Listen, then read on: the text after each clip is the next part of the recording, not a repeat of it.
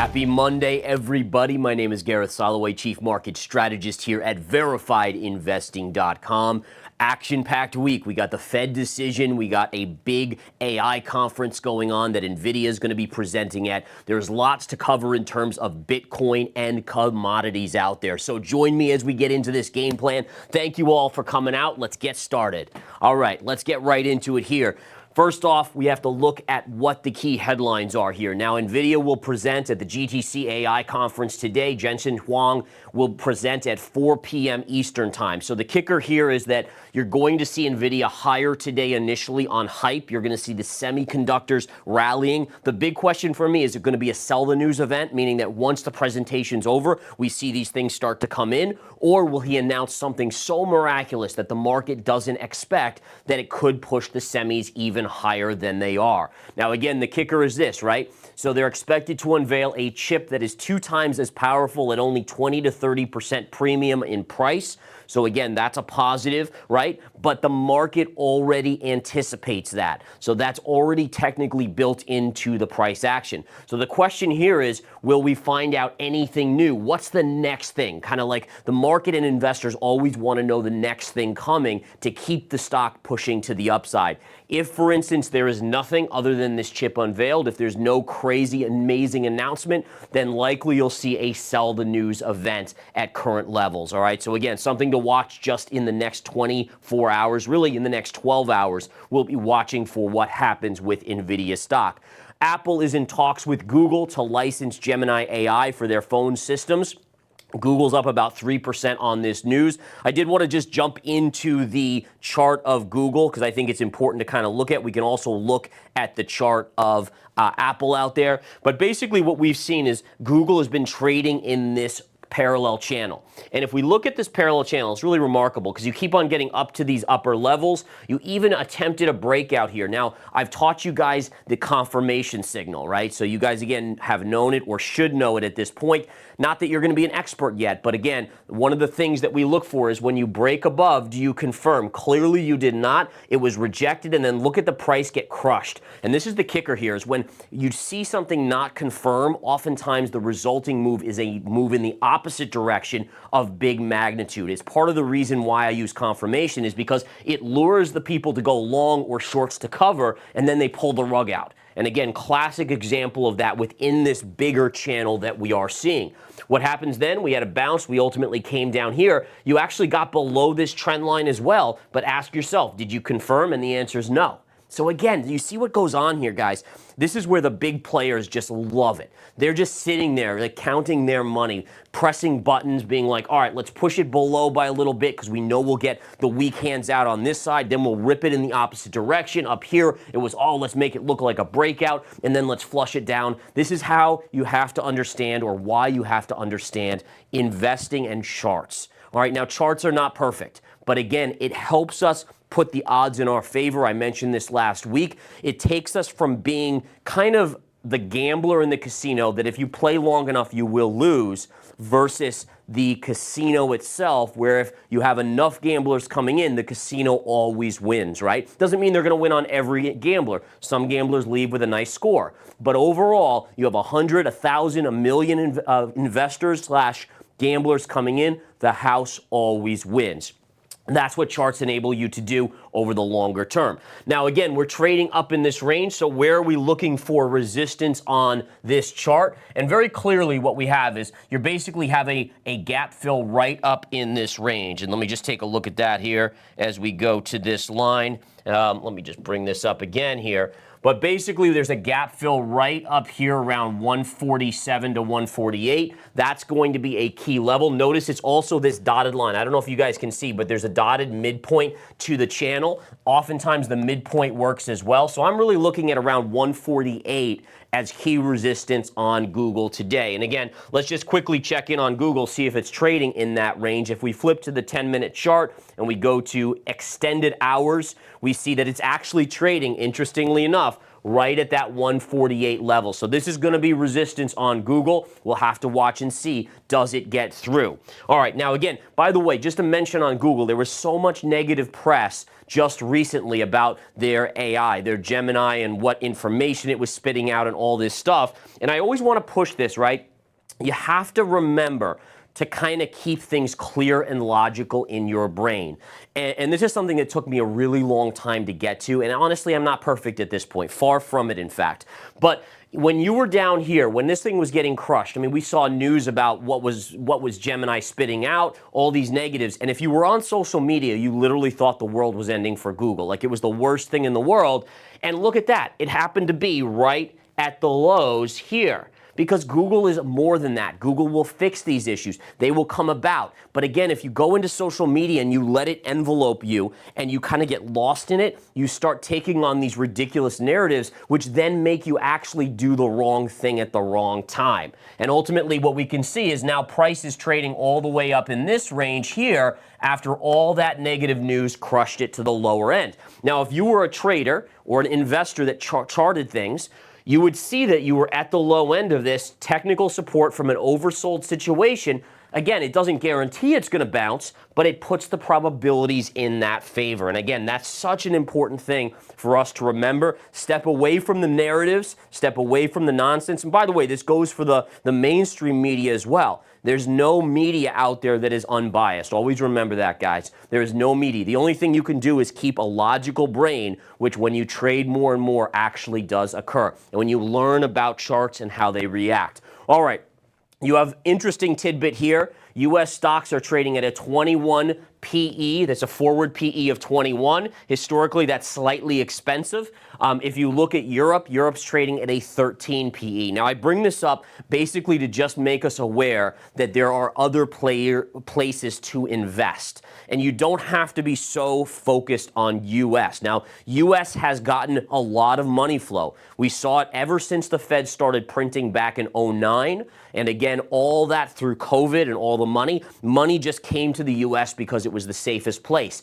It has gotten to be overloaded. And my concern with U.S. equities is that there will be a reversion trade. All right. So just like you see, so if you take a rubber band, right, you have the rubber band and you're stretching it and stretching it and stretching it. Eventually that snaps, right? And it snaps back. And so the idea is U.S. investments have been that rubber band that's been stretched. At some point, you'll stretch back. Now, it doesn't mean you're going to see stocks in Europe or China or Brazil go and get the valuation levels of 21 or greater that a lot of these other U.S. stocks or markets have. But again, is there somewhere in the middle? Should this maybe drop to, let's say, 19 or 18 and this goes up to 15? Somewhere more in alignment per thought process, per logic. All right. Federal Reserve this week will announce its interest rate policy on Wednesday at 2 p.m. Eastern Time. This will be followed by the press conference I mentioned last week, guys. I will be live right here in this studio, following it, analyzing it, trading it. Right here, we'll be watching the reaction in the charts behind me. So again, don't forget, just before 2 p.m., I'll be going live, probably 150 to 155, so we can get our bearings before that announcement, especially if I'm going to try to trade it. I want to make sure that I have my bearings, I'm all set up here, going into that Fed announcement on Wednesday. Last thing I thought was an interesting headline here was Reddit goes public on Thursday. The kicker here is this. I read that the IPO is 5x oversubscribed, meaning 5 times the amount of people are trying to get shares that are available for the IPO. Now, this drives me nuts because in reality, the company was founded in 2005, so it's not a new company. All right, we're talking almost a 20-year-old company at this point. They have never made money.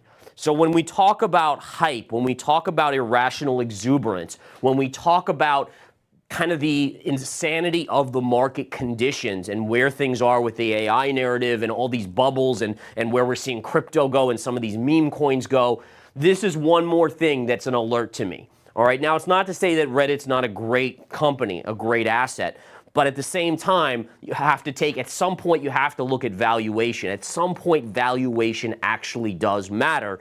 And this is a concern to me. All right, so just something to keep an eye on. I'll be real curious to see how it trades once we get into that price action on Thursday when it starts to trade. All right, looking quickly at the U.S. dollar here. The U.S. dollar continues to be in this bigger wedge pattern. As we look through here, we can zoom out, and you can just see how long this wedge pattern or how far it goes back. And literally, again, you can look here and see. One thing I like to do is I always like to look for additional trend lines. And what I'm going to do real quick, guys, we're going to look at this low here, and I want to connect this through this low here, and just to see where that line comes out, right? So let's do that right now. And I just, again, this is real life charting as I do it. I'm just curious about this. Let's drag that trend line. So again, basically by doing that, what does this do? Well, so let's talk some education, all right? Educational moment here, right? So what you're looking for is this line, first of all, is this line going to be more powerful as a support, the orange one, this one I just drew in, or is this one going to be more powerful? All right, the answer to that is very simple. The one that has more hits to it is a more powerful trend line, clearly because you've seen price react. Here price reacted, you broke above, it came back, it came over here, and it keeps on bouncing, right? Now, this secondary one is what I would refer to as a minor support line. The reason it's minor is because you only have one and you only have two hits of a line. It doesn't have the power. It's not showcasing us that it has as much power as the yellow one. So again, little things like that. This is how I analyze majors versus minor supports. And again, in this case, the yellow one that we had on prior, that's your major line. But again, minors can still give a small bounce. So if we come down to this one down here, right, you might get a small bounce, but ultimately the one below, the yellow one, is going to be the big one to watch. That's the one that when it breaks, that would be a significant breakdown, not just a small breakdown. If this one breaks, it just goes to the next level, right? All right, so just a little bit of a teaching moment there as I try to always add value in that respect. Yields, guys, wow. Yields are now testing this upper resistance band line. So we know that we have a major trend line of support right down here. 1, 2, so just right there you have 2. You could even make a case that there's a third there.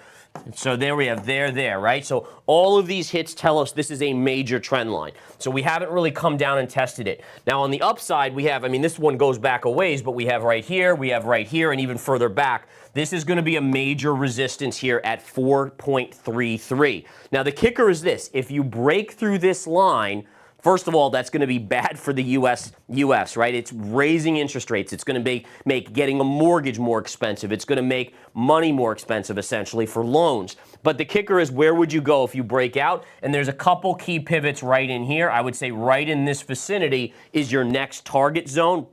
Just to go over that, what are we going to look at? You're looking at around 4.55%, right? So 4.55. Oh, and apologies for that sloppy 5 there. There we go. So that would be your next technical level on the 10-year. Now again, if that happens, this is what's crazy, right? We've seen everything but jobs data starting to weaken. We've seen inflation starting to rise. If we see a move back to 4.55, that tells us that, number one, inflation is continuing to move up, which showed in the CPI and PPI numbers last week. And number two, it means that we have a much more hawkish Fed if yields are going to do this. Now, again, what's fascinating, and I won't go on record and guarantee this, but I think this is a fair, highly likelihood scenario, is that we probably will stay right here at this 4.33% to 4.3 until the Fed announces on Wednesday. Then we're going to see, do we get the breakout up to here? Or does it get rejected and start to move back down to this level there? Okay, let's continue on, guys, as we continue here. I do want to look at the Qs. I think this is a fantastic chart for educational purposes. Here was our tight wedge pattern. And again, let's go over. I'm going to zoom in on this now. So I really want to do some teaching here as well. But what we're going to do is we're going to zoom in. So here we've zoomed in. Let's talk confirmation. So again, here you closed below. You never got a secondary close below that low, so there's no confirmation. It was not a true breakout. They pushed the market right up here, okay? Then you closed below here, right? But you never closed below there, so no confirmation. They pushed it up again. You closed here below. Did you close below on this next candle? Yes. That is confirmation. So that is a technical breakdown in the chart. Okay, so right away when I see that, I say ding, ding, ding, ding, ding. We now have a technical breakdown in the NASDAQ 100. Now, oftentimes, what do we know? When we have a break below a key level, right? So you're bouncing, you break. Do you just go straight down? No. Usually what you do is you back test. You go to the scene of the crime, as I call it. So what you do is you come back to this level here, and that's the retrace, and that's actually, believe it or not, when you're looking to short stocks, I usually look for that retest, and then the next move down takes you even lower. In this situation, what happened? The next day we went right back to that level to retest the scene of the crime, and then look at what happened. We went right down like that. That is case in point technical analysis, my style, using the confirmation signal. And again, I created this confirmation signal probably, over 10 years ago now, and it has literally been something I use almost daily to analyze my charts. It's fantastic, folks. Okay.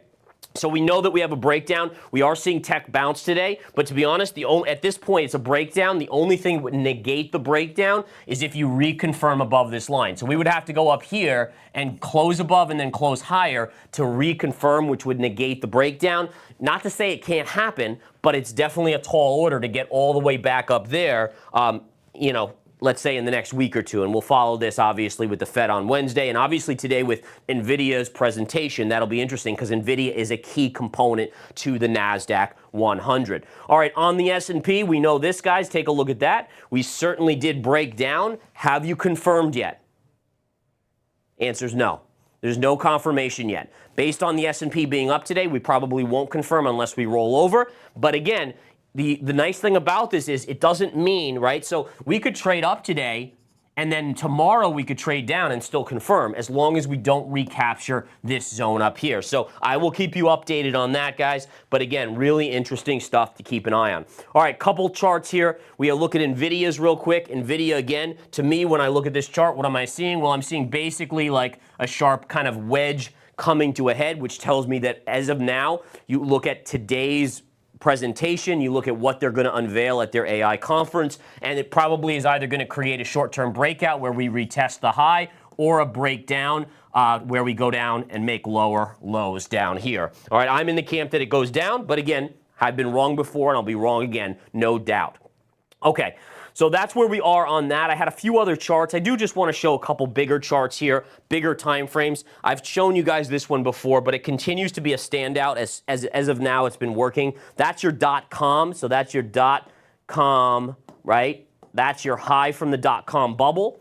Connect it to the 2021 high and look at where we stalled out on the NASDAQ 100. That's really cool, folks, to watch these long-term, like literally 25-year trend line work its magic right up here. Doesn't mean we won't break through eventually, but at least for now, that stopped the NASDAQ 100 in its place. What you do now is you say, okay, well, we're at this level, right? So we know we're at resistance, it's being rejected. We then go to the smaller time frame. Remember the smaller time frame, that little wedge pattern that broke down and confirmed? This is where you start mixing in multiple time frames so that you get a better understanding of the overall market. What we've found in the trading floor right over here, and I'm literally, we have our studio here, trading floor right over here with traders, is that when you have signals that align on multiple time frames, the probabilities of being correct on a move go up significantly. If you just have one time frame and none of the other time frames confirm, then honestly, yeah, you're 60-40 maybe. I mean, slightly better than 50-50, but it's when you get multiple time frames. Like if you get negative divergence on the RSI on the monthly, weekly, and daily, you're probably in pretty good shape that a rollover is coming. These type of little tidbits are amazing to understand. All right, guys, we're going to take a quick 30-second break to thank Luxalgo. I have just almost sent over my next batch of algorithms for them to start coding into their system. Still a couple months away from launch, but nonetheless, guys, when it debuts, it is going to be rock star. So here they are, and listen in. Have you considered enhancing your trading experience? We have an amazing tool for you. Luxalgo creates next-gen trading indicators to help the world understand the markets in a smarter way. They have the largest user profile on TradingView and are the only official Discord partner in the technical analysis space. Luxalgo Premium operates seamlessly with top platforms, such as TradingView and Discord, making it the perfect tool for every trader. Take your trading analysis to the next level with Luxalgo. Please visit the description below and sign up for Luxalgo today. Alrighty, guys, back we go. So we have our big picture of Bitcoin. Bitcoin was kind of interesting for me over the weekend. A couple things I was watching for. Did we get a close back below 69,200-ish? The answer is yes. Have we confirmed back below? The answer is no. So this is the weekly chart, but again, these are the steps that literally as a trader that I'm following. So again, I'm going to walk you through because I want you to just understand how I kind of think about this. So looking at the confirmation signal, here was your close above, right? Oh, let me grip my drawing tool again there. Sensitive screens here. So here's your close above. Here's your confirming move right there, right? So again, just something to kind of keep an eye on there. But the key is we confirmed above the $69,000 high, or 69.2, which was your high pivot in 2021. Now, what do? Well, I say, okay, well, on the daily, that confirms a breakout. But now let me go to the bigger time frame. We just discussed time frames. The weekly never closed above it. So last week it didn't, and yesterday when the weekly candle closed, it did not close above. So it's not being confirmed yet on the weekly chart that it's a true breakout. And that's kind of keeping me a little bit like, okay, what's going to go on? Is there going to be a rug pull here, or is it going to eventually move up? Now, I guess eventually I still believe it's going higher, just a matter of in the short term.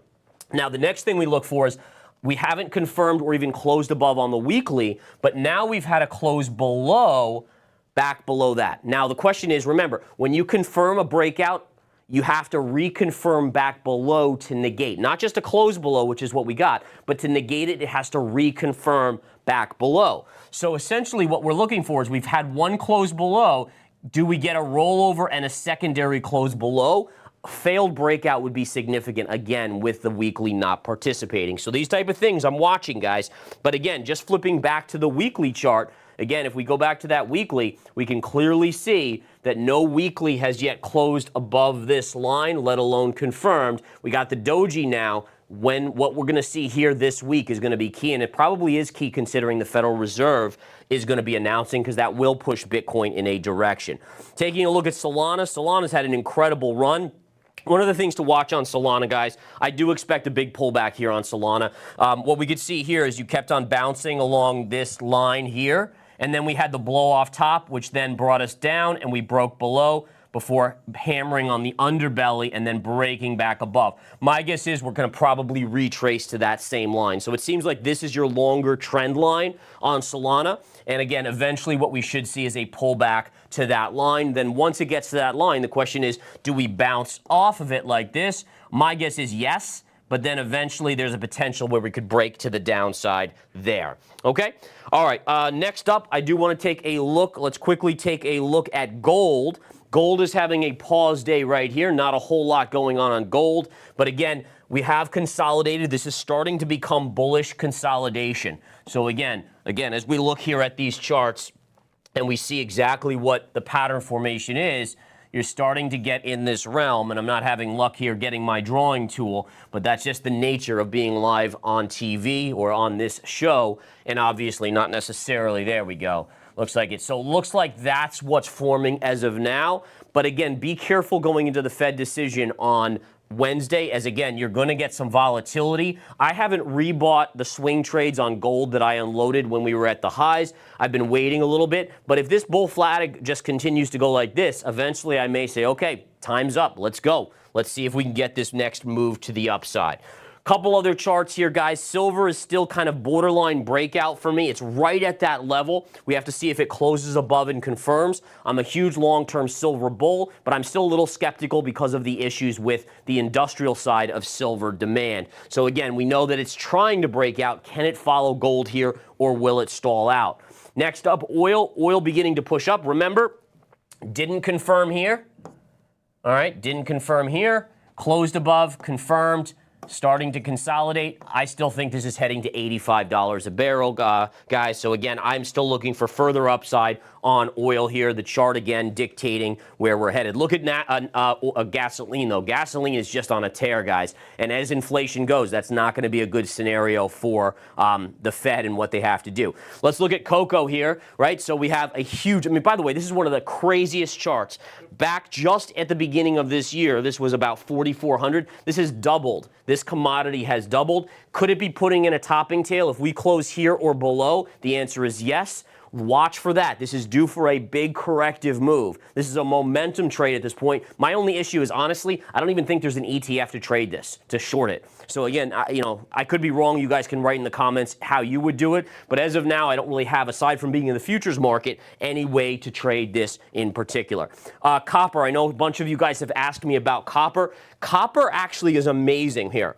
You had this major trend line that we kept on kind of hammering on, and then we broke down and we confirmed, and then look at the line, and now looks like we may confirm back above it. If that's the case, copper's going higher, guys. And again, just be aware, you have China stimulating like crazy, and if that economy starts going, and I've talked about this last week, we saw their CPI starting to rise too, their inflation starting to rise. If their demand, if their people start buying, you're going to see inflation go up across the board even more. So again, I'm projecting out that we could get back to 4% inflation this year. And the question is, how does the Fed cut rates significantly? Again, I said they'll probably do a mercy cut because I think they want to just give something to the market, probably in June ahead of the election so they don't look like they're interfering. But for the most part, if you get inflation back to 3.5%, 4% by late this year, I can't imagine if we enter a recession at some point that they're going to be able to cut significantly like the market hopes. So these are the problems, guys. I mean, this is real life stuff. And again, as we kind of conclude this game plan, it's important for us to just keep our eye on the ball. And as speaking of which, thanks, buddy. One of the things I just want to remind you, I kind of covered at the beginning, but we tend to live in this world that's infiltrated by social media, mainstream media. Really work on being kind of agnostic in terms of don't get swayed by anything. Think logically. Use your own brains. Think what is right, what is logical. Don't get emotional. Emotion is what everyone wants. That makes you do the wrong thing at the wrong time in a trade. It makes you get out when you shouldn't get out. It makes you get in when you shouldn't get in, right? AKA 69,000 in 2021. Think logically. Be patient. Remember, there's always another trade around the corner, and you're never going to be perfect. But again, it's diversification. Diversify that portfolio. It saves us all, including myself, when I have a bad trade, and I've had many. So again, that's the key. You guys have a great rest of your day. Thanks for coming in. Talk to you soon.